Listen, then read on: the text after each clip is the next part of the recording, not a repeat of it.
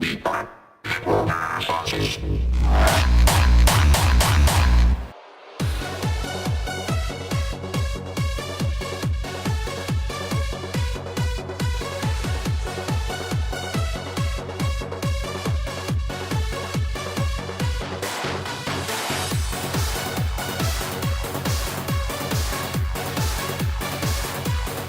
name Aesthetic Perfection comes from the way that I view the world that I grew up in. Southern California, Hollywood in general, is an extremely superficial place that places so much value on the way a person looks as opposed to the quality of their character. So you have this place where everybody is fighting to be as perfect as possible, when in all reality we're all flawed. Nobody's perfect, and so I think, to me, aesthetic perfection is representative of an idea that try as you might, you're never going to be perfect at all.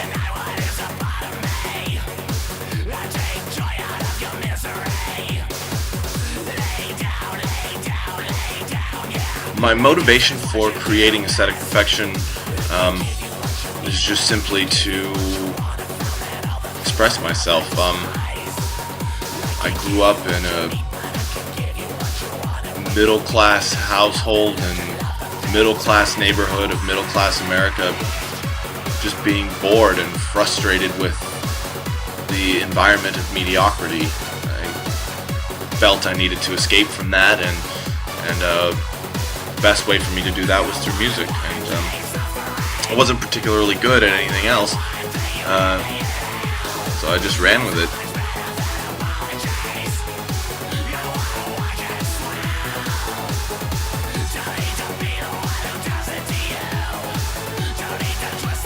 My influences and my inspiration for my music come from everywhere, really.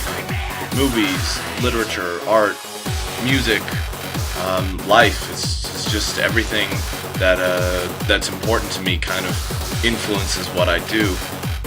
If you want to talk about specific musical influences, my tastes are extremely varied. I mean, my iPod has everything ranging from 50 Cent to Every Time I Die to B&B Nation to Skinny Puppy to Paramore to just everything. I love music, and I think I'm inspired by any artist who just does what they want to do without really thinking of the consequences of that. So that's the type of art that inspires me, drives me.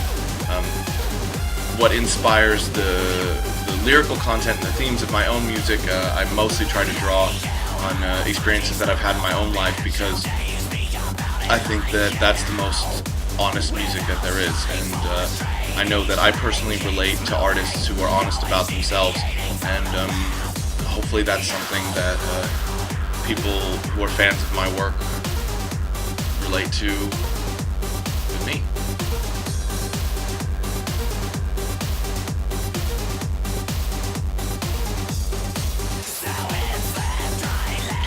The Devil's in the Details EP, that was just our way of trying to keep, tide everybody over until the new record. It's been about 3 years since Violent Emotion came out, and we felt that we owed it to everybody to give them something. And it did really well, and we're really proud of the success that it had. But at this point in time, we're ready for the new album. But I'm happy to announce that All Beauty Destroyed, the new record, is finished. Artwork, masters, everything sent away to the presses. And we're looking at a November 8th release on Metropolis Records in the US, and November 4th release on Out of Line in Europe. So, it's out of my hands. Hope you like it.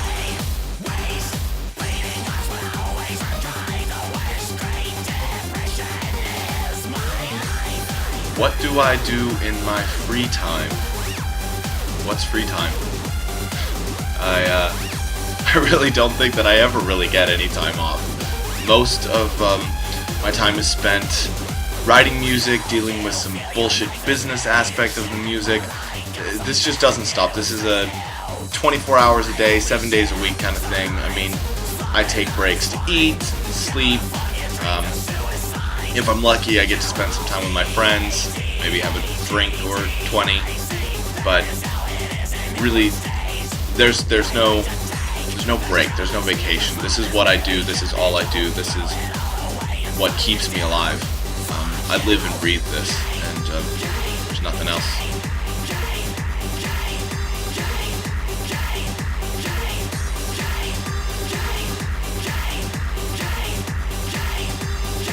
Some years ago, there was talk about a South American tour. We were really excited about it. We'd announced it and everything, but there was some issue with the promoter that we didn't really fully understand ourselves. We just knew that it got canceled. We were really disappointed because while we never had the opportunity to play in Chile or Brazil or Colombia or any of those other South American countries, we have played in Mexico before, and we always find the Latin American audiences to be extremely warm, extremely welcoming, full of energy, and it's just always an amazing experience. So you know, we're hoping that sometime soon that a promoter will come along and bring us down there, because I'd love to do it.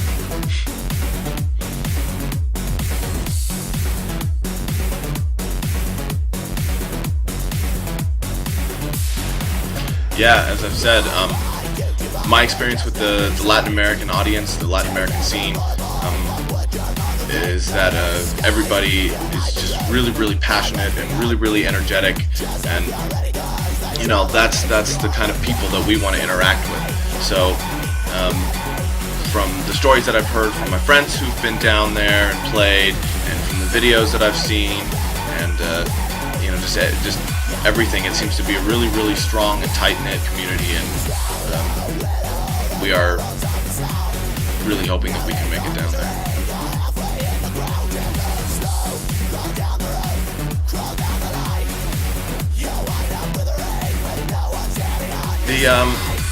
The horror and cyber aspect of the scene was something that was never a part of what I wanted to achieve with my music.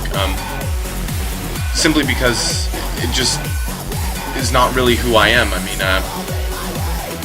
I do love classic horror movies and that type of stuff, but it wasn't something that I ever really wanted to integrate into my work. At the very beginning, you can see that I was incorporating some of that stuff, but I think it was more about my own insecurity and how I was afraid to be myself, and how I wanted to try and please other people. And what I kind of found through the years is that the more honest you are about who you are, the more people will recognize that and latch onto it. Because I think as long as you're honest about who you are and what you want to achieve, your image and your style, your aesthetic, it all follows. Because who I am off stage is who I am on stage, and I think when you're dishonest, that's something that people can recognize very quickly. So I felt like I needed to either be myself or stop doing it, and so that's what I'm doing now, and I feel like my music is all the better for it.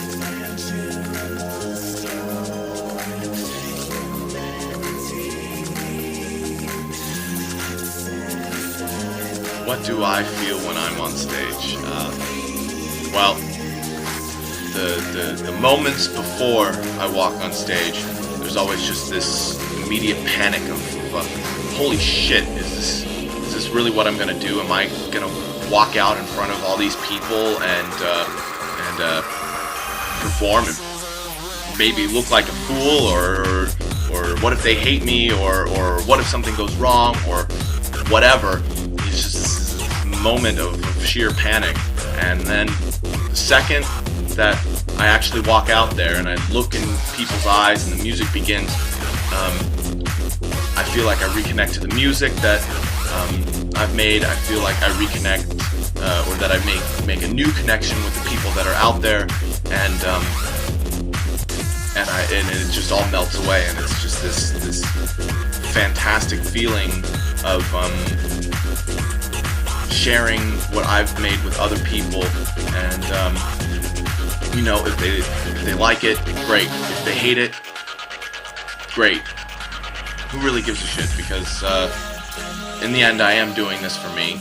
But when I can share that with other people, there are just no words for it. And I think that if I didn't have that, if I didn't have performing, I would probably lose my mind. And you know, about the nervousness, about this panic that I feel before I walk out on stage, I think that that's something that I never want to lose, because once I stop caring, once I stop feeling like I need to do the best that I can, then I should probably quit, because you always need to strive to become better, and you always need to give everything that you have, and always just do your best. And so I love performing live, and I love being scared about it too.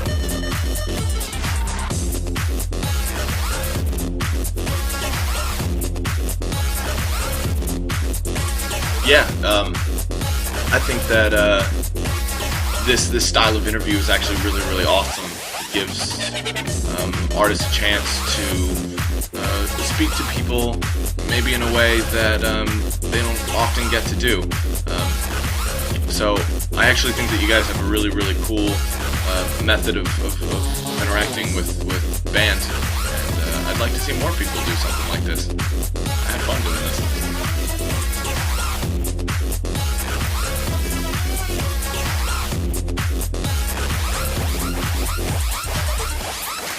Yeah, to end it, I just want to say thanks to everybody at Necromorphosis. Thanks to all of our fans in Chile. We are really hoping that the South American tour becomes a reality soon.